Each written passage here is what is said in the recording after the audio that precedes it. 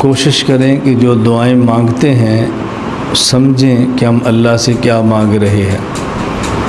آدمی دعا مانگتا ہے اور سمجھتا ہے تو پھر دعا مانگنے کا لہجہ اور طرز اور ہوتا ہے۔ دعا مانگتا ہے اور سمجھتا نہیں ہے تو پھر دعا مانگنے کا لہجہ اور طرز الگ ہوتا ہے۔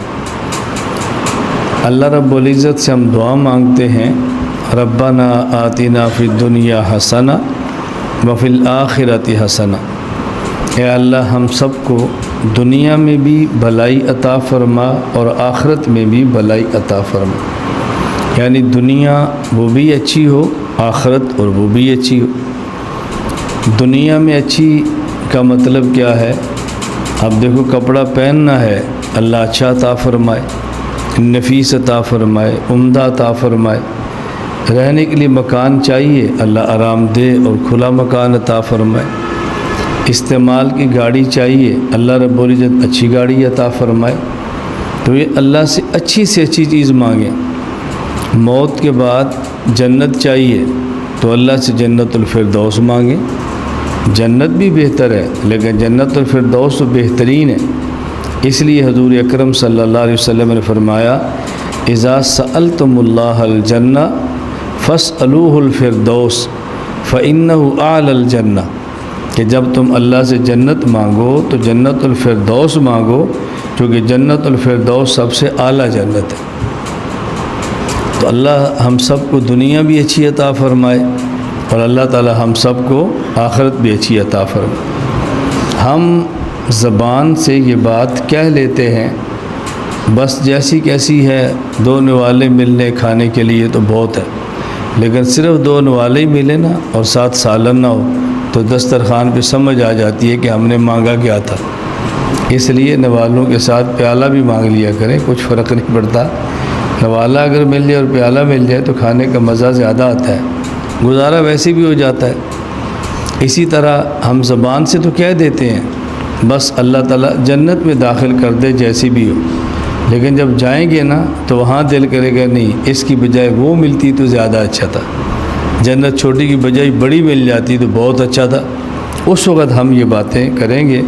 اللہ پاک ہم سب کو دنیا بھی بہت اچھی عطا فرمائے، اللہ تعالیٰ رزق حلال عطا فرمائے، اللہ برکت والا رزق دے، اللہ وسعت والا رزق عطا فرمائے، اللہ اتنا رزق عطا فرمائے کہ خود بھی کھائیں اور دوسروں کو بھی کھلائیں، اللہ اتنا کپڑا دے خود بھی پہنیں اور دوسروں کو بھی پہنائیں، اللہ اتنے مکانات دے کہ خود بھی ٹھہریں اور دوسروں کو بھی ٹھہرائیں۔ تو دعائیں اللہ سے مانگیں، اللہ کریم ہے، اللہ عطا فرماتے ہیں۔ دنیا بہتر ہو اس کے لیے 3 چیزوں کا خیال رکھنا ضروری ہے۔ نمبر 1، جو چیز ہمیں دنیا میں چاہیے اس چیز کا سیزن، موسم۔ نمبر 2، جو چیز چاہیے اس کی منڈی۔ نمبر 3، جو چیز چاہیے اس کو سمجھنے والا ماہر اور آدمی، پھر چیز بہت اچھی ملتی ہے۔ اگر سیزن کی چیز سیزن میں لیں تو تھوڑے پیسے پر اچھی بھی ملتی ہے اور زیادہ بھی ملتی ہے، اور وہی چیز سیزن گزرنے کے بعد آؤٹ آف سیزن لیں تو پیسے زیادہ لگتے ہیں، چیز تھوڑی ملتی ہے اور بیکار ملتی ہے۔ کنو کے موسم میں کنو لیں تو تھوڑے پیسے پر اچھا، تازہ اور زیادہ ملتا ہے، اور جب گزرنے کے بعد کولڈ سٹور والا لیں تو پھر پیسے زیادہ لگتے ہیں اور کنو کا مزہ نہیں آتا۔ یہی حال ہر چیز کا ہے۔ اسی طرح اگر سبزی چاہیے اور سبزی کی منڈی سے جا کر لیں تو تھوڑے پیسے پر سبزی اچھی اور زیادہ ملتی ہے، اور اگر منڈی کی بجائے وہ نکل کر دکانوں پر آ جائے تو پھر پیسے زیادہ لگتے ہیں، سبزی تھوڑی بھی ملتی ہے اور بیکار بھی ملتی ہے۔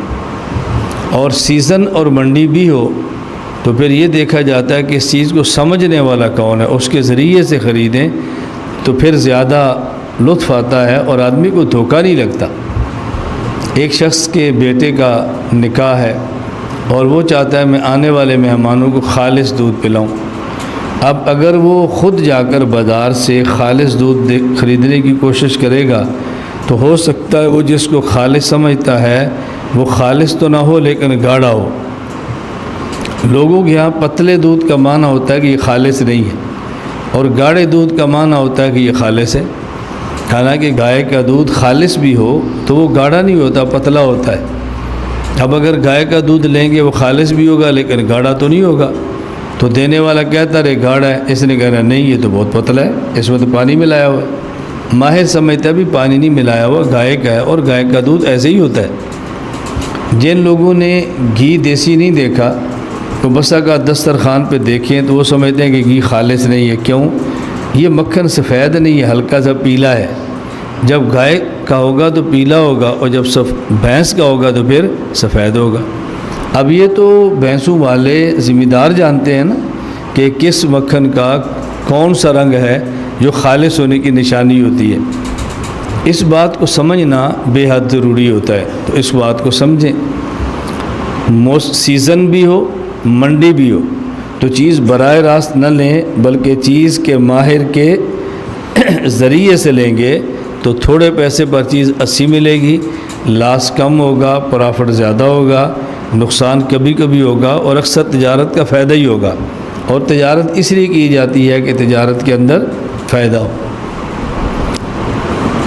اسی طرح دین کے معاملے میں اگر 3 چیزوں کا خیال کریں تو عبادت بہت اچھی ملتی ہے، کیونکہ آخرت اچھی ہوتی ہے عبادات کی وجہ سے۔ اور عبادت اچھی کیسی ہوگی؟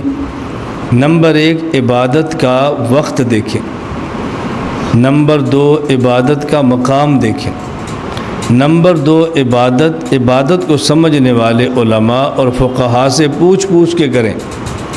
بس 3 چیزوں کا خیال کریں گے، عبادت کا اجر بڑھ جائے گا اور انشاءاللہ آخرت بہت اچھی ہو جائے گی۔ تو بعض لوگ عبادت کا خیال کرتے ہیں لیکن عبادت کے وقت کا خیال نہیں کرتے۔ جس طرح ہمارے ہاں پہلے یہ بات سمجھ لیں کہ عبادت میں وقت کا، مقام کا اور عبادت کے ماہر کا خیال کریں۔ اب اگر ایک عبادت ہم کرتے ہیں غیر رمضان میں اس کا اجر اور ہے، اور وہی عبادت کریں رمضان میں تو اس کا اجر اور ہے۔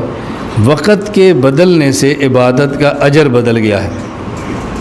اور اگر ایک نماز ہم گھر میں پڑھیں تو ایک نماز پر 1 کا اجر ہے، مسجد میں جماعت کرا لیں تو 27 کا اجر ہے، جامع مسجد میں پڑھ لیں تو 500 کا اجر ہے، بیت المقدس میں پڑھ لیں تو 1000 کا اجر ہے، مسجد نبی میں پڑھ لیں تو 50,000 کا اجر ہے، اور اگر بیت اللہ حرم مکہ میں پڑھ لیں تو پھر 1,00,000 کا اجر ہے۔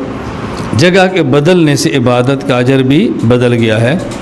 عبادات میں عبادت کا وقت بھی دیکھیں، عبادت کا مقام بھی دیکھیں،